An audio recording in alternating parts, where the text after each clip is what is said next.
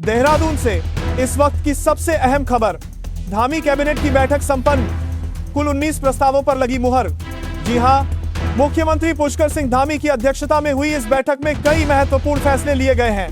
Cabinet के प्रमुख फैसलों में सबसे महत्वपूर्ण उत्तराखंड सरकार ने जन विश्वास नियोजन एक्ट को मंजूरी दे दी है।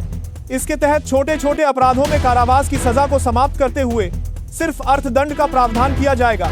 पहले चरण में 7 एक्ट शामिल किए गए हैं। इसके साथ ही ट्रांसमिशन लाइन और बिजली लाइनों के दौरान भूमि मालिकों को मिलने वाली मुआवजा राशि को भी बढ़ाया गया है। भारत सरकार की 2024 की इंटरस्टेट ट्रांसमिशन लाइन कंस्ट्रक्शन मुआवजा नीति को पिटकुल के प्रोजेक्ट्स में अपनाने पर सहमति दी गई है। अब टावर बनाए जाने पर भूमि मालिकों को सर्किल रेट का 85% नहीं बल्कि सर्किल रेट का 2 गुना मुआवजा मिलेगा।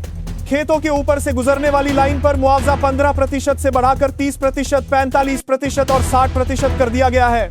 साथ ही भारत सरकार द्वारा सुझाए गए ग्रीन बिल्डिंग को प्रमोट करने के लिए उत्तराखंड सरकार ने नए प्रावधान किए हैं। कमर्शियल क्षेत्र में ग्राउंड कवरेज पर लगी रोक हटाई गई है। साथ ही एग्रीकल्चर भूमि पर पहले केवल इको रिसोर्ट बनाने की अनुमति थी, लेकिन अब इको रिसोर्ट के साथ साथ रिसोर्ट भी बनाए जा सकेंगे। इसके लिए अब लैंड यूज चेंज करने की जरूरत नहीं होगी। वहीं रोड लेवल में बनने वाले पार्किंग फ्लोर की हाइट को अब बिल्डिंग की कुल हाइट में शामिल नहीं किया जाएगा। सड़क किनारे बनने वाली मोटल सुविधा को समाप्त कर दिया गया है। टाउन प्लानिंग स्कीम और लैंड पुलिंग स्कीम को मंजूरी मिल गई है। उत्तराखंड माल एवं सेवा कर संशोधन अध्यादेश पर भी कैबिनेट ने मुहर लगाई है। साथ ही टेक्निकल यूनिवर्सिटी में भर्ती अब लोक सेवा आयोग के बजाय यूनिवर्सिटी स्तर से की जाएगी।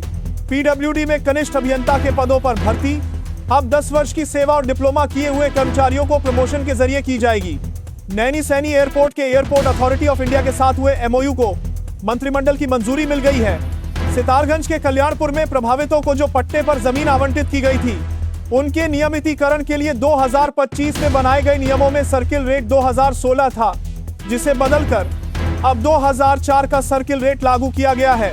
सहकारिता विभाग की मुख्यमंत्री घसियारी कल्याण योजना और डेयरी विभाग की साइलेज एवं पशु पोषण योजना में सब्सिडी को 75% से घटाकर 60% कर दिया गया है। देहरादून में रिस्पना और बिंदाल एलिवेटेड रोड के निर्माण को लेकर भी बड़ा निर्णय। निर्माण एजेंसी पहले रॉयल्टी और जीएसटी जमा करेगी, लेकिन बाद में वित्त विभाग से उसे वापस किया जाएगा। इसमें लगभग 46 करोड़ की रॉयल्टी और 575 करोड़ की जीएसटी की छूट शामिल है। सगंध पौधा केंद्र का नाम बदलकर अब परफ्यूमरी एवं सगंध अनुसंधान संस्थान कर दिया गया है। 15 साल से पुराने वाहन स्क्रैप करने पर मोटर वाहन टैक्स में 50% की छूट देने पर कैबिनेट ने सहमति दी है। इसके बदले केंद्र सरकार राज्य को 50 करोड़ की विशेष सहायता देगी। उच्च शिक्षा विभाग में मुख्यमंत्री युवा भविष्य निर्माण योजना को मंजूरी मिली। इसके तहत ऑनलाइन कोचिंग उपलब्ध कराई जाएगी और इसके लिए एक संस्था का चयन होगा। माध्यमिक शिक्षा विभाग में भी इस योजना को मंजूरी दी गई है। 11वीं और 12वीं के बच्चों को नीट और जेईई की तैयारी कराई जाएगी।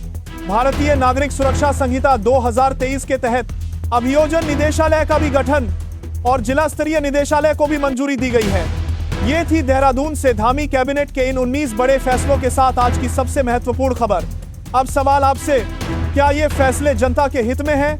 अपनी राय हमें कमेंट में जरूर लिखें। बताएं कि आपको कौन सा फैसला सबसे ज्यादा असरदार लगता है।